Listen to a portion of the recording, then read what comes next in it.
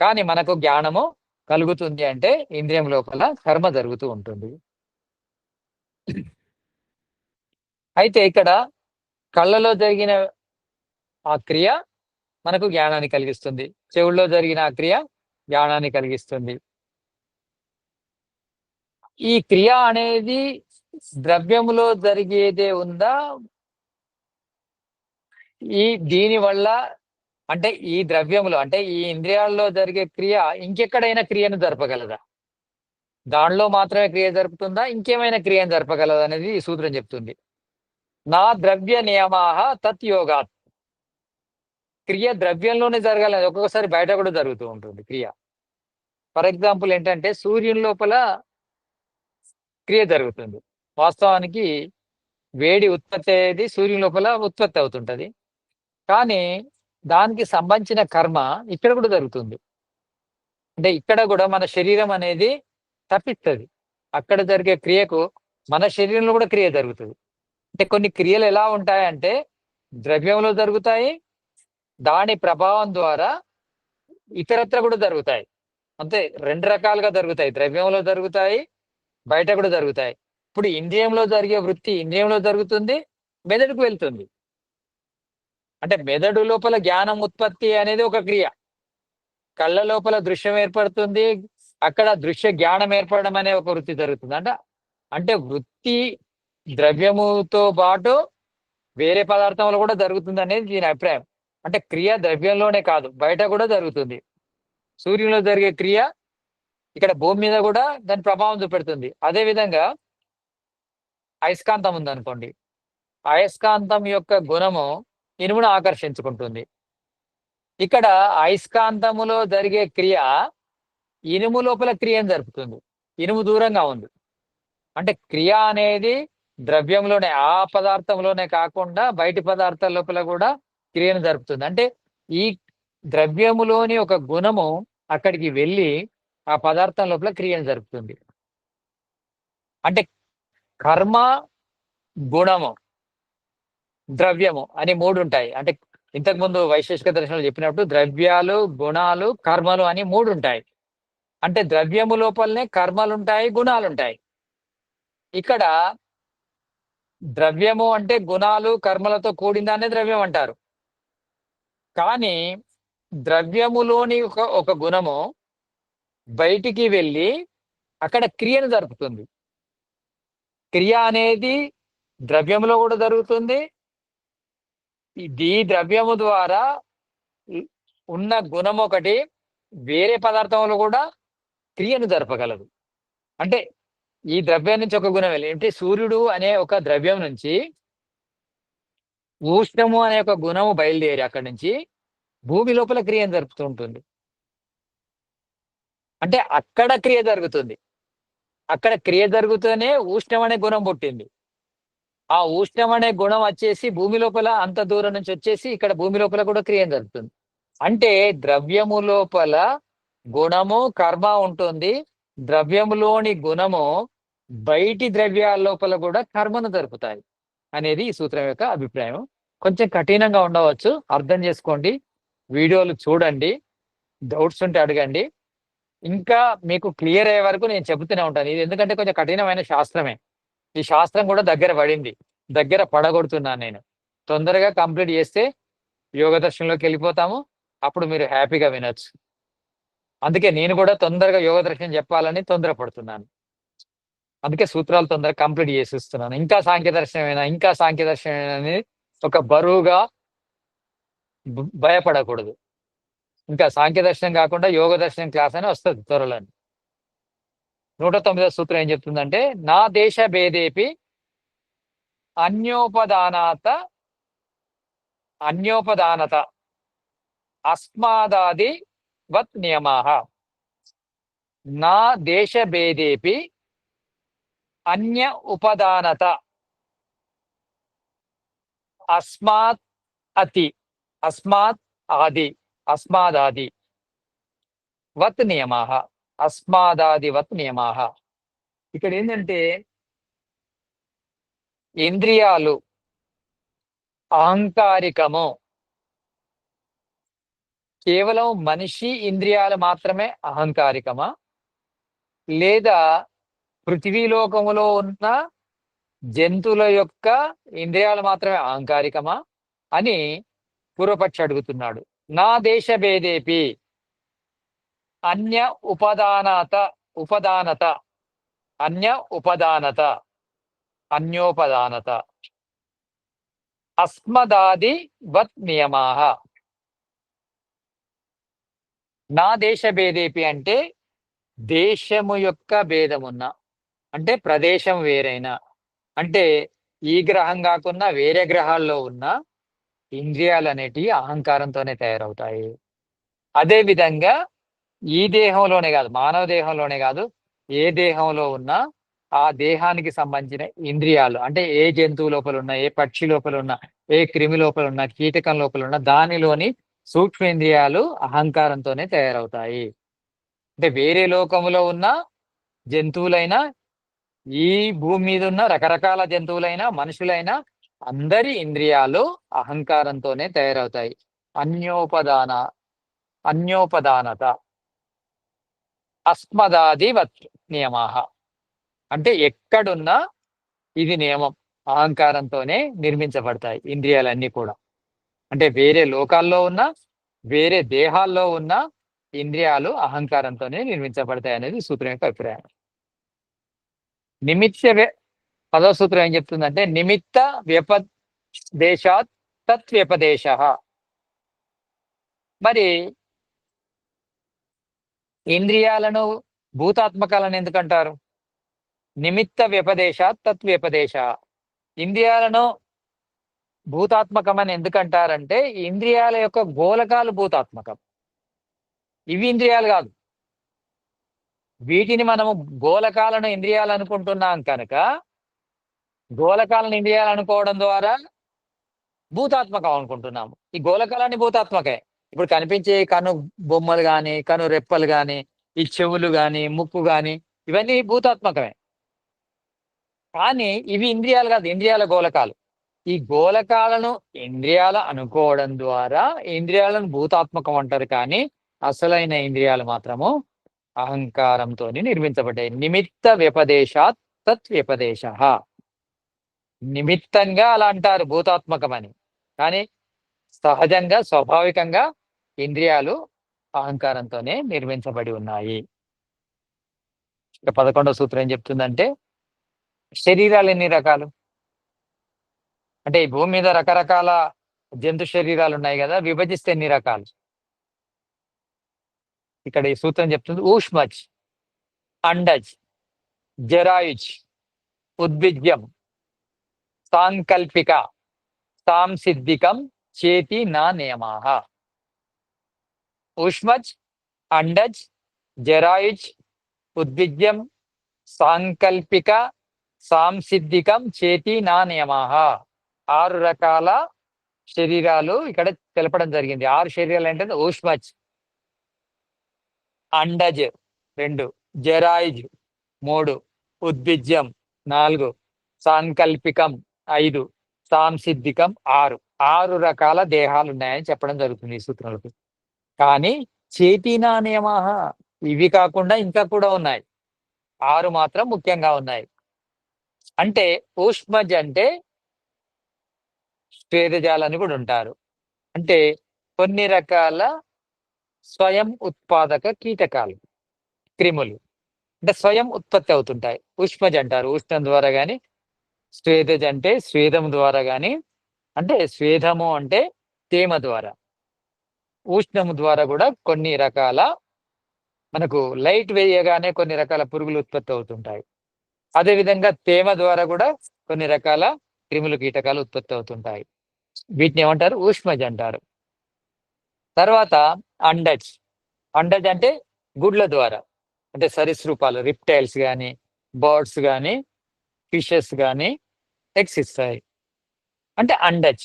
అంటే ఈ శరీరాలు ఊష్మజ్, అండజ్, తర్వాత జరాయిజ్. జరాయిజ్ అంటే మనం కూడా జరాయిజ్ అంటే నాభితో కూడి ఉండడం జరాయిజ్ అంటే. అంటే మనకు ఈ బొడ్డు అంటారు చూడండి, అది ఆ సంబంధం ఉంటుంది. అంటే క్షీరదాల లోపల, కొన్ని రకాల జంతువుల లోపల ఈ జేరాయుజాలు ఇవన్నీ. అంటే జంతువు రూపంలోనే పుడతాయి. గుడ్డుగా పుట్టవు, స్వయంగా పుట్టవు జేరాయుజాలు. అది గర్భం నుంచి పుడతాయి, శిశువుగానే బయటకొస్తాయి. జేరాయుజాలంటారు వీటిని.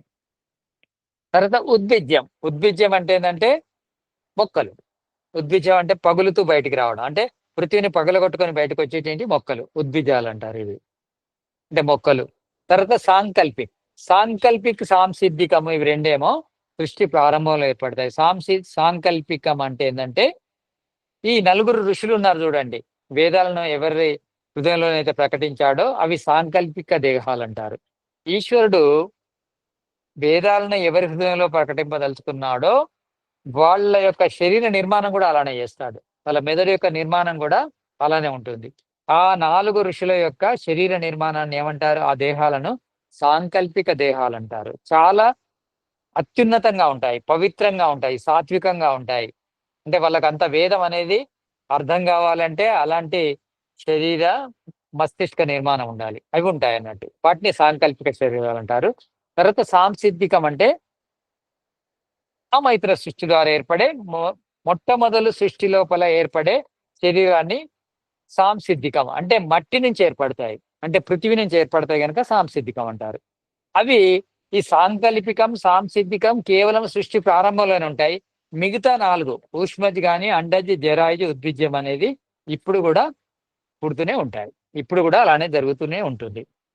చేతి నానేమా అంటే ఇంకా గూడా ఉన్నాయని ఎందుకన్నాడంటే, చూడండి మనం రకరకాలుగా ఇప్పుడు అంటే టెస్ట్ ట్యూబ్ బేబీ పద్ధతుల లోపల రకరకాలుగా ఉత్పత్తి చేస్తున్నాం గదా! ఆ విధంగా గూడా ఉత్పత్తి కావచ్చు. ఇంకా కొన్ని రకాలు కణ విభజన ద్వారా గూడా జంతువులు ఉత్పత్తి అవుతుంటాయి. ఇవన్నీ గూడా అందులో వస్తాయన్నట్టు. అంటే ఊష్మజ్, అండజ్, జరాయుజు, ఉద్భిజం, సాంకల్పికం, సంసిద్ధికం మొదలగునవి. మొదలగునవి అంటే ఇంకా మిగతావి గూడా యాడ్ చేసుకోవచ్చు. అంటే ఋషులు చాలా తెలివైన వాళ్ళు గనక ఇవి 6 రకాలే గాకుండా ఇంకా రకరకాలుగా గూడా దేహాల ఉత్పత్తి జరుగుతుందని ఇన్ని రకాలుగా చెప్పడం జరిగింది. ఇక 12వ సూత్రం చెప్తుంది. 112ది. సర్వేషు పృథివీ ఉపాదానం అసాధార అసాధారణన్యాత్ తద్వ్యపదేశః పూర్వవత్. సర్వేషు పృథివీ ఉపాదానం అసాధారణాన్యాత్ అసాధారణ అన్యాత్ తద్వ్యపదేశః పూర్వవత్. ఏ దేహమైనా ఇక్కడ ఊష్మజాలు గాని, అండజాలు గాని, జరైజాలు గాని, ఉద్భిజాలు గాని, సాంకల్పిక దేహం గాని, సంసిద్ధిక దేహం గాని అన్నీ కూడా పార్థివ దేహాలే. సర్వేషు పృథివీ ఉపాదానం.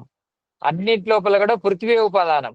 అంటే పార్థివ దేహాలు అన్నీ కూడా పృథివీ నుంచే ఉత్పత్తి అయినాయి. అంటే పృథివీయే ప్రధానంగా ఉపాదాన కారణంగా ఉంటుంది అన్నిట్లో కూడా.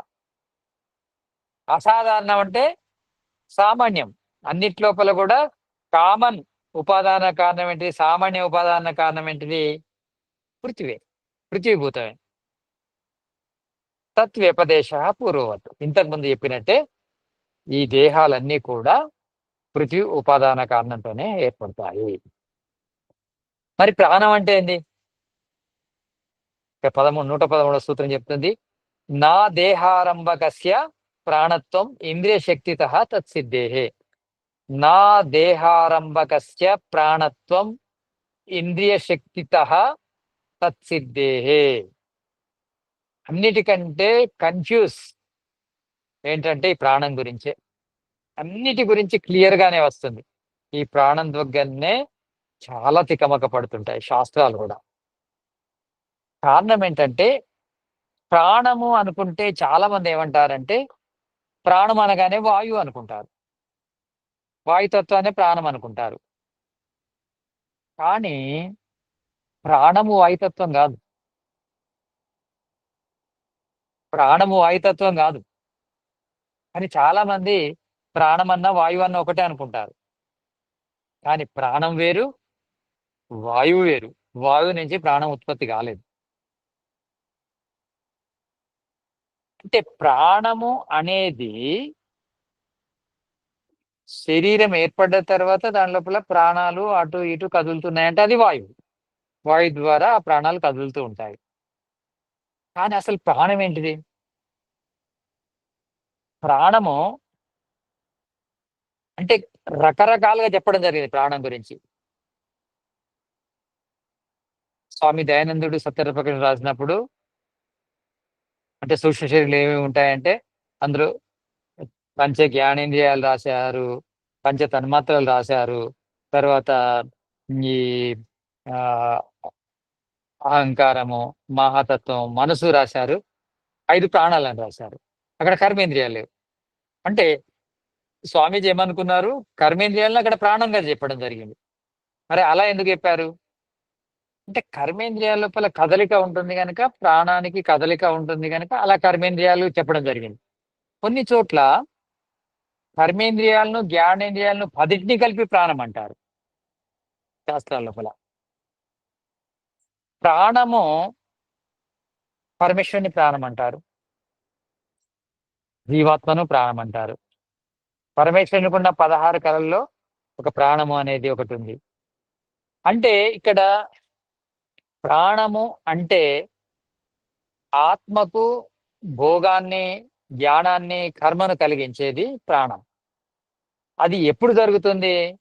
సూక్ష్మ శరీరము స్థూల శరీరంలో ప్రవేశిస్తే అప్పుడు ఆ శరీరం అనేది వృద్ధయి పూర్తి శరీరం ఏర్పడ్డ తర్వాత దాని లోపల ఆ శరీరం లోపల జ్ఞానము గాని, కర్మ గాని, భోగం గాని కలుగుతాయి. అప్పటి వరకు కలగవు. అంటే ప్రాణము లేకుండా ఆత్మ లోపల ఏది జరగదు. ఈ ప్రాణము ఏంటి అనేదానికి ఇక్కడ ఈ సూత్రం ఏం చెప్తుందంటే, ఇంద్రియాల శక్తి లేకుండా ఇంద్రుని యొక్క శక్తే ప్రాణం అంటది. ఇంద్రియాలకు అధిపతి ఎవరు? ఇంద్రియాలు అంటే పంచ జ్ఞానేంద్రియాలు, పంచ కర్మేంద్రియాలు, మనసుకు అధిపతి ఎవరు? ఇంద్రుడు. ఇంద్రుడెవరు? ఆత్మ. ఆ ఆత్మనే ప్రాణం అంటుంది ఇక్కడ.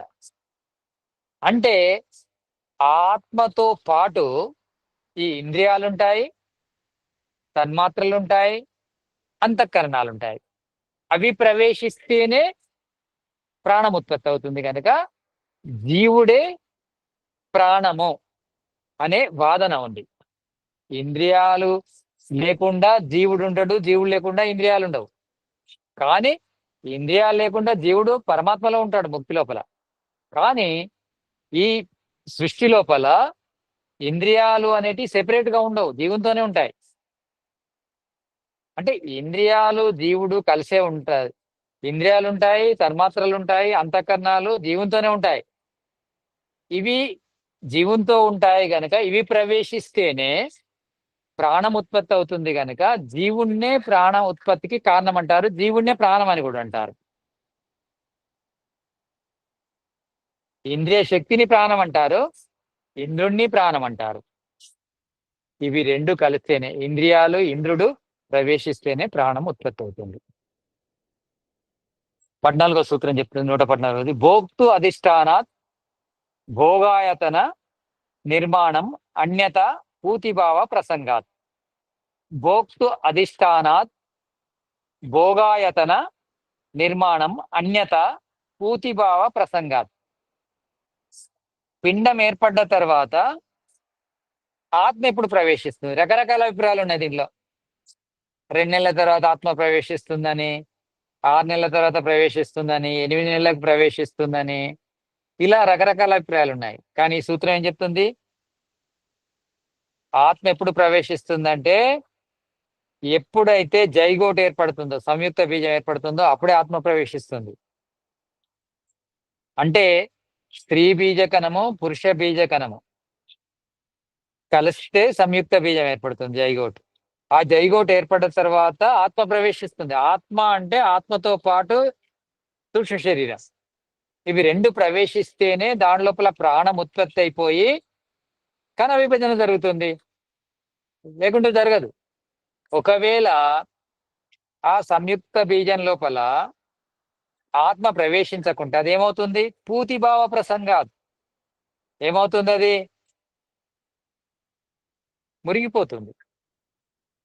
అంటే ఆత్మ ఉంటేనే దానిలో కణ విభజన జరిగి దానిలో అభివృద్ధి కనిపిస్తుంది. లేకుంటే ఏమవుతుంది? అది నశిస్తుంది. పూతిభావం అంటే ఇంకా మురిగిపోవడమే. అలా అయిపోతుంది. అంటే నశిస్తున్నాయి. అయితే చాలా మంది అభిప్రాయం ఏముంటది? తర్వాత ప్రవేశిస్తుంది ఆత్మ. ఆత్మ అనేది ప్రవేశిస్తేనే ఆ సంయుక్త బీజం కాస్త అది విభజన చెందుతూ పిండంలాగా పిండం శిశువులాగా మారుతుంది. లేకుంటే మారదు. కనుక ఆ విధంగా ఆత్మ అనేది సంయుక్త బీజం ఏర్పడిన వెంటనే సంయుక్త బీజం ఏర్పడినాక ఏమవుతుందంటే స్త్రీ బీజ కణంలోని పురుష బీజ కణాలు లేదా స్త్రీ సంయోగ బీజము, పురుష సంయోగ బీజము, లేదా అండము లేదా శుక్ర కణము. ఈ కలయిక తర్వాత ఏమవుతుందంటే దాని లోపల ఆ సంయుక్త బీజం లోపల జన్యు రచన ఏర్పడుతుంది.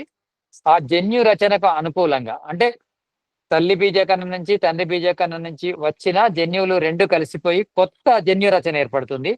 ఆ జన్యు రచనకు అనుకూలమైన సంస్కారాలున్న ఆత్మనే అందులోకి ప్రవేశిస్తుంది. అప్పుడు దాని లోపల కణ విభజన జరిగి ఆ సంయుక్త బీజం కాస్త పిండంలా శిశువులో మారుతుంది. అది ఈ సూత్రం యొక్క అభిప్రాయం. ఇక చివరి సూత్రం చెప్తున్నాను. ఈ క్లాస్ లో ఇది చివరిది, 115వ సూత్రం. మృత్యు ద్వారా స్వామ్యాధిస్థితి నా ఏకాంతాత్. ఇక్కడ నా మృత్యు ద్వారా స్వామ్యాధిస్థితి నా ఏకాంతాత్. కేవలము సూక్ష్మ శరీరం వచ్చి ప్రవేశించదు, కేవలం ఆత్మ వచ్చి ప్రవేశించదు. మృత్యువులు అంటే ఈ కరణాలన్నీ 13 కరణాలన్నీ కూడా ఆత్మకు మృత్యువులు అంటే సేవకులు.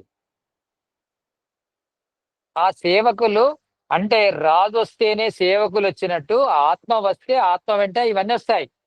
అవి స్వయంగా రావు, అవి లేకుండా ఆత్మ రాదు గర్భంలోకి. ఆ సంయుక్త బీజంలోకి ఆత్మ ప్రవేశించాలంటే ఆత్మతో పాటు ఈ సూక్ష్మ శరీరం అంతా ప్రవేశిస్తుంది. కేవలం ఆత్మ ప్రవేశించదు, కేవలం సూక్ష్మ శరీరం అంటే ఆత్మ సూక్ష్మ శరీరం వేరుగా ఉండవు. ఇవి వేరైనాయంటే ముక్తి లభించినట్టే ఆత్మకు. అంటే సూక్ష్మ శరీరం నుంచి ఆత్మ వేరైందంటే పరమాత్మలోకి వెళ్తుంది.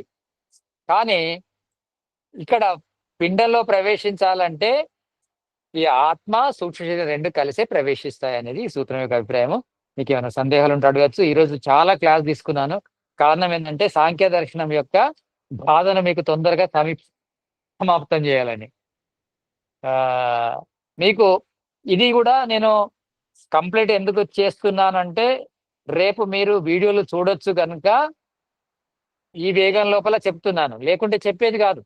ఇది రికార్డ్ అవుతుంది కనుక ఇవి యూట్యూబ్లో నేను అప్లోడ్ చేస్తా కనుక చెప్తున్నాను. మీరు ఎప్పుడైనా చదువుకోవచ్చు, సంవత్సరం అంతా చదువుకోవచ్చు దీన్ని. ఇంకా మీకు డౌట్స్ ఉంటే నేనేం చెప్పాను మీరు కామెంట్ రూపంలో రాయొచ్చు అని. ఇప్పుడు కూడా ఏమైనా సందేహాలు ఉంటే అడగండి.